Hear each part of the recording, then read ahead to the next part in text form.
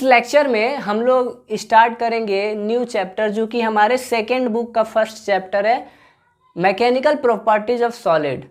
बहुत ही interesting chapter है और हमारे लाइफ से रिलेटेड है। हम जो सारी चीज़ें हमारे आसपास दिखती हैं, हम जो चीज़ें यूज करते हैं, वो सारा इसी कंसेप्ट पे है। और ऐसा नहीं है कि, और इस चैप्टर को हम लोग इलास्टिसिटी नाम से भी जानते हैं। हमारे साइड बुक में इलास्टिसिटी इसे भी दे सकता है, कोई इशू नहीं है उसमें, और दिया भी होगा। मैकेनिकल प्रॉपर्टीज ऑफ सॉलिड और इलास्टिसिटी जिसको बोलते हैं, आप ये इससे इस वर्ड से थोड़े से फेमिलियर हो गए। और कहाँ पे, तो क्लास 9th में अगर आपने पढ़ा होगा तो मैटर इन आवर सराउंडिंग में एक्टिविटी में एक क्वेश्चन आपको दिया था कि जो स्पंज होता है वो सॉलिड होता है कि क्या होता है, जो हमारा रबड़ होता है वो सॉलिड होता है कि क्या होता है, और जो हमारा शुगर होता है वो सॉलिड होता है कि क्या होता है। तो आपने रबड़ वाले एक्सप्लेनेशन में एक्टिविटी में इलास्टिसिटी देखा होगा, टीचर ने आपको बताया होगा कि रबड़ पे जब हम फोर्स लगाते हैं तो उसका शेप और साइज चेंज हो जाता है, बट जब हम वो फोर्स रिमूव करते हैं तो वो फिर अपने ओरिजिनल शेप और साइज में आ जाता है। इसी पे एक्सप्लेन किया गया है उसको। तो सबसे पहले, और ऐसा नहीं है कि ये चैप्टर आपकी क्लास 11th में ही ख़त्म हो जाता है, ये बहुत इम्पॉर्टेंट है। आगे आप किसी भी सेक्टर में जाओ, बीएससी करो, बीटेक करो, अगर साइंस से रिलेटेड कुछ भी आप पढ़ रहे हो तो आपको वो ये मिलेगा ही मिलेगा। और बीटेक में ये मटेरियल साइंस सब्जेक्ट चलता है, मटेरियल साइंस, उसमें आप पढ़ते हैं। इट मीन्स कि सारी मटेरियल की स्टडी की जाती है, और मेनली मैकेनिकल और सिविल वाले इसको पढ़ते हैं क्योंकि उनका यही काम ही है, ब्रिज बनाना, कारखाना में काम करना। तो इसलिए डेट्स वाई तो ये इम्पॉर्टेंट है आपका, ये यहीं पे ख़त्म नहीं होता है, और बहुत इंटरेस्टिंग चैप्टर है। जो हम पढ़ेंगे वो सारी चीज़ें हमने देखी है, उसके पीछे का कंसेप्ट बस हमें समझना है। तो सबसे पहले हम इलास्टिसिटी को उठाते हैं। तो मैं ऐसे बोलता हूँ, डेफिनेशन इसका, उम्मीद है कि लिखना ना पड़े। तो क्या होता है, it is the property by virtue of which a body regain its original shape and size after the removal of deforming force। एक बार और, it is the property by virtue of which a body regain its original shape and size after the removal of deforming force। हमने क्या बोला कि हमारे पास एक body है, BODY, okay, body है। इस बॉडी पे मैंने फोर्स लगाया F, ठीक है। तो इसका शेप और साइज मान लो चेंज हो गया, ये हो गया, चेंज हो गया, ये छोटू हो गया, बॉडी डैश हो गया ये। फिर जब मैंने ये फोर्स रिमूव किया, जब मैंने after the removal of force, फिर ये ऐसा हो गया, ये फिर अपने ओरिजिनल शेप और साइज में आ गया। कब? जब पहले हमने फोर्स अप्लाई किया, फोर्स अप्लाई, शेप और size, shape and size changed, then force removed, फिर original shape and size। It means कि it is the property of a solid or it is the property of a body by which it regains its original shape and size after the removal of deforming force। deforming force क्या होता है sir? Deforming force वो force होता है जिसकी वजह से body के शेप और साइज में चेंज आ जाए। The force that is responsible for change in the shape और साइज ऑफ बॉडी, वो फोर्स जिसकी वजह से बॉडी के शेप और साइज में चेंज आ जाए, हम उसको डिफॉर्मिंग फोर्स कहते हैं। तो जब हम ये फोर्स हटाते हैं तो बॉडी अपने ओरिजिनल शेप और साइज में आ जाती है, तो हम उसको कहेंगे कि ये इलास्टिसिटी है। This is defined as elasticity. तो उम्मीद है कि लिखना नहीं पड़ेगा। मैंने फोर्स अप्लाई किया, डिफॉर्मिंग फोर्स अप्लाई किया, बॉडी का शेप और साइज चेंज हुआ, फिर मैंने वो फोर्स वापस ले लिया, तो बॉडी अपने ओरिजिनल शेप और साइज में चली गई, इसको हम इलास्टिसिटी कहते हैं। अब एक इसी में है, ज़्यादा टाइम वेस्ट नहीं करना है क्योंकि इसमें कुछ वो ज़्यादा है नहीं, और ये थियोरेटिकली ही थोड़ा सा इस पर न्यूमेरिकल होता है इस चैप्टर में, और जो भी न्यूमेरिकल है फॉर्मुलेटेड है, बस वैल्यू पुट करना है आपको। अब इसमें आता है limit of elasticity. Limit of elasticity मतलब इलास्टिसिटी तो हमने पढ़ ली कि एक ऐसी प्रॉपर्टी जिसकी वजह से बॉडी अपने ओरिजिनल शेप और साइज में आ सकती है after the removal of deforming force. तो कोई एक बाउंड्री होता होगा, कोई एक लाइन होता होगा, जैसे लक्ष्मण रेखा होता था, क्रॉस करने के बाद लोचा हो जाता है, वैसे ही एक लाइन होगा, एक लिमिट होगी जिसे आप क्रॉस करोगे तो आप इसको फॉलो नहीं कर सकते हो, इलास्टिसिटी आपकी ख़त्म हो जाएगी। तो लिमिट ऑफ इलास्टिसिटी को कैसे डिफाइन किया जाता है कि the maximum deforming force up to which a body retains it original shape and size. वो मैक्सिमम डिफॉर्मिंग फोर्स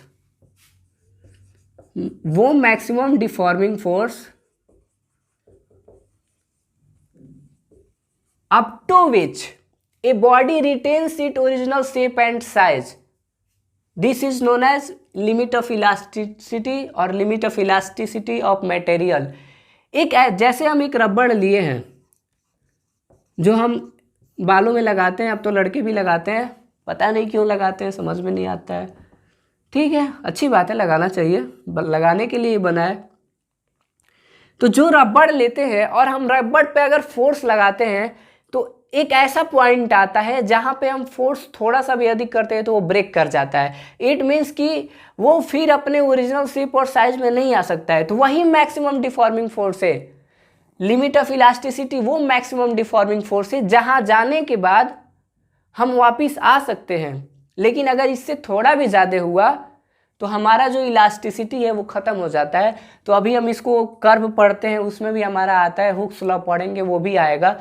ये हुक्स लॉ में यूज होता है, डेट्स वाई मैंने अभी बता दिया कि the maximum deforming force up to which a body retains it original shape and size.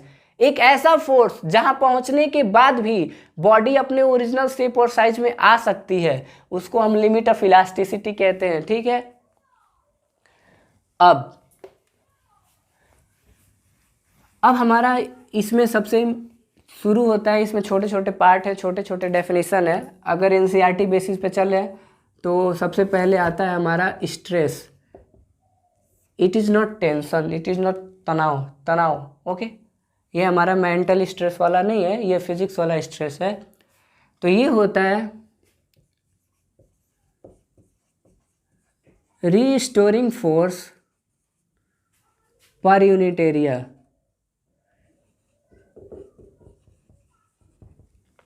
Restoring force पर यूनिट एरिया या रेजिस्टिव फोर्स पर यूनिट एरिया, आप जो बोलना चाहो। तो अभी हम इसको समझते हैं कि ऐसा क्यों हमने बोल दिया। स्ट्रेस इक्वल टू होता है फोर्स, कौन सा, तो रीस्टोरिंग अपॉन एरिया। अब ये रीस्टोरिंग फोर्स क्या होता है, अब देखो, हमने किसी बॉडी पे फोर्स लगाया तो उस बॉडी के फोर्स का रिएक्शन होगा। इट मीन्स कि न्यूटन के थर्ड लॉ के अकॉर्डिंग उस पर अगर मैंने फोर्स लगाया तो बॉडी में फोर्स लगाएगी। तो बॉडी जो फोर्स लगाएगी उसको हम रीस्टोरिंग फोर्स बोलेंगे। ठीक है, मैंने बॉडी पे फोर्स लगाया, बॉडी ने भी फोर्स लगाया, restoring force. It means that कि अपने जो मटेरियल है उसने जितना फोर्स लगा के अपने आप को बैलेंस करना चाहा, हम उसको रीस्टोरिंग फोर्स कहेंगे। हमने फोर्स लगाया, ठीक है, बॉडी ने भी फोर्स लगाया, तो बॉडी ने जो फोर्स लगाया उसको रीस्टोरिंग फोर्स कहेंगे। ठीक है, यानी कि जिस फोर्स का रिएक्शन होगा, मैंने एक फोर्स अप्लाई किया, उस फोर्स का रिएक्शन होगा, तो जो रिएक्शन फोर्स होगा उसी को हम बोलेंगे रीस्टोरिंग फोर्स। ठीक है, इसी को क्या बोलेंगे, रीस्टोरिंग फोर्स। अब आप कहोगे कि ऐसा तो कुछ मैंने पहले भी पढ़ा है, तो आपने पहले पढ़ा होगा कि pressure equal to force upon area. तो हमसे बोला जाए कि स्ट्रेस और प्रेशर में क्या डिफरेंस है, तो इस जो प्रेशर होता है फोर्स पर यूनिट एरिया होता है, बट जो स्ट्रेस होता है रीस्टोरिंग फोर्स पर यूनिट एरिया होता है। ठीक है, इसमें हम ओवरऑल फोर्स की बात कर रहे हैं ना, इसमें रीस्टोरिंग फोर्स वही रिएक्टिंग फोर्स की केवल बात होगी जो हमारे ऑब्जेक्ट पे लगेगा या ऑब्जेक्ट ने जो लगाया है, ठीक है। अभी इसमें सारी चीज़ें बहुत आएंगी। तो अभी सबसे पहले आ गया कि रिस्टोरिंग फोर्स पर यूनिट एरिया। अगर यूनिट निकालनी होगी तो हमको पता है कि फोर्स की यूनिट न्यूटन होती है और मीटर पर स्क्वायर, न्यूटन पर मीटर स्क्वायर, ठीक है, यही होगी।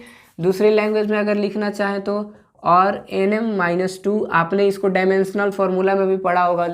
इसका डायमेंशनल फार्मूला भी निकाल सकते हैं अगर निकालना चाहे तो। फोर्स का क्या होता है mlt-2 एंड हमारा एरिया का क्या होता है मीटर स्क्वायर, इट मीन्स कि एल स्क्वायर, यही होता है। हमारा डायमेंशनल फार्मूला फोर्स का क्या होता है mlt-2 और एरिया क्या होता है लेंथ का होता है, यानी कि एल स्क्वायर। तो अब इसको अगर फर्दर सॉल्व करेंगे तो ml-1t-2, ये हमारा डायमेंशन फार्मूला बन गया स्ट्रेस का। तो आप इसको समझो कि हमने स्ट्रेस पहले पढ़ा भी था।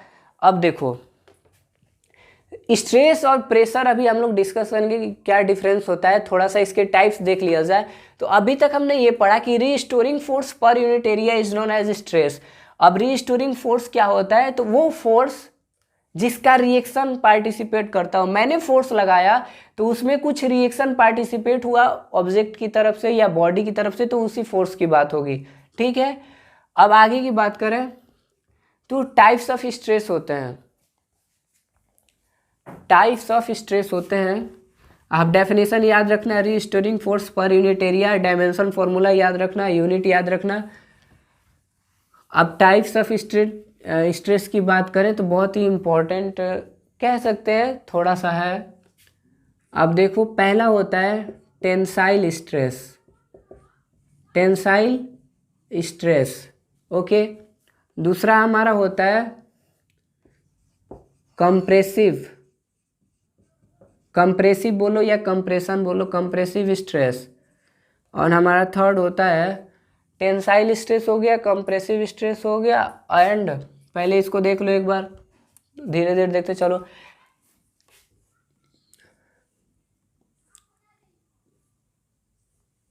आपने इसको समझ लिया होगा कि ये क्या है, क्यूब है, ठीक है। 3D में इसको समझना। तो अब देखो टेंसाइल स्ट्रेस क्या होता है कि हमने फोर्स लगाया इस वाले फेस पे, हमने फोर्स लगाया इधर की तरफ, और इस वाले फेस पे हमने फोर्स लगाया इधर की तरफ, ठीक है। इट मीन्स दैट कि इमेजिन करो कि ये एक सॉलिड है। I will try to explain with some example, nothing is there, okay. Imagine करो ये एक सॉलिड है, ठीक है, जो दिखे वही ले लेता हूँ प्रेजेंस। ये एक सॉलिड है। अब मैं क्या करूँ कि इस वाले फेस पे, इधर वाले फेस पे मैं फोर्स लगाऊं, इधर वाले फेस पे फोर्स लगाऊं और इसको पुल करूं, ठीक है। इसको दोनों साइड पुल करें। तो अब देखो हमने क्या किया कि पैरेलल फोर्स लगाया। अगर मैं इसको रेफरेंस लाइन बोल दूं, अगर ये बेस है, ठीक है, सपोज करो कि ये नीचे वाला मार्कर बेस है और इसके पैरेलल मैंने फोर्स लगाया एक इधर और एक इधर, मतलब कि पुलिंग फोर्स आउटवर्ड साइड में लग रहा है। तो उस टाइम जो स्ट्रेस बनेगा वो टेंसाइल स्ट्रेस होगा, ठीक है। उस टाइम जो स्ट्रेस बनेगा वो टेंसाइल बनेगा। आप इसको बोल सकते हो कि हमारा क्या होता है, जो स्ट्रेस का डेफिनेशन क्या था, रिस्टोरिंग फोर्स पर यूनिट एरिया। तो अब बोलोगे पुलिंग फोर्स पर यूनिट एरिया। हमने क्या किया, हमने पुल किया। हम क्या कर रहे हैं, पुलिंग फोर्स पर यूनिट एरिया। ये हमारा क्या बनेगा, टेंसाइल स्ट्रेस।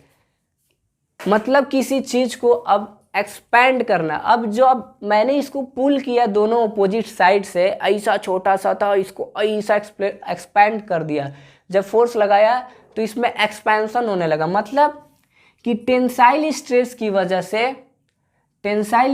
वजह से हमारा क्या होता है, एक्सपेंशन होता है, ठीक है। टेंसाइल स्ट्रेस की वजह से क्या होता है, एक्सपेंशन होता है। और क्या पॉसिबिलिटी हो सकती है टेंसाइल स्ट्रेस की वजह से। अब देखो अगर पहले मान लो ये छोटू सा था, अब मैंने फोर्स लगा दिया तो ये मान लो बड़ू सा बन गया, ये बड़ा सा बन गया। इट मीन्स कि after the applying force, it means कि इसका शेप और साइज, लेंथ भी चेंज हो गया, इंक्रीज हो गया, इंक्रीज इन लेंथ, ओके, और ब्रेथ जो भी दिया रहेगा लेंथ है तो लेंथ में इंक्रीज आ जाएगा, ठीक है। कब? टेंसाइल स्ट्रेस की वजह से। और ये यूज होता है बीटेक में, हमारे गुरुजी लोग भी पूछा करते थे टेंसाइल स्ट्रेस क्या होता है, ठीक है। हमें अभी भी याद है लैब में, मटेरियल साइंस की लैब में हम लोगों से सर ने पूछा था। अभी इसमें बहुत सारी कंडीशन आती है जब हम डिटेल में पढ़ते हैं। तो कंप्रेसिव स्ट्रेस की बात करेंगे तो कंप्रेसिव स्ट्रेस मतलब हुआ कि एक और वही ये सारी कहानी, अब मैं फोर्स अंदर की तरफ लगा रहा हूँ, दोनों फेस पे फोर्स अंदर की तरफ लगा रहा हूँ, ठीक है। यानी कि जब मैं इनसाइड फोर्स लगाऊंगा तो इसका शेप और साइज छोटा हो जाएगा। इट मीन्स कि जब कंप्रेसिव फोर्स की बात होगी तो इसमें क्या होगा सर, तो इसमें कंप्रेसिव फोर्स की वजह से हमारा कंप्रेशन होगा,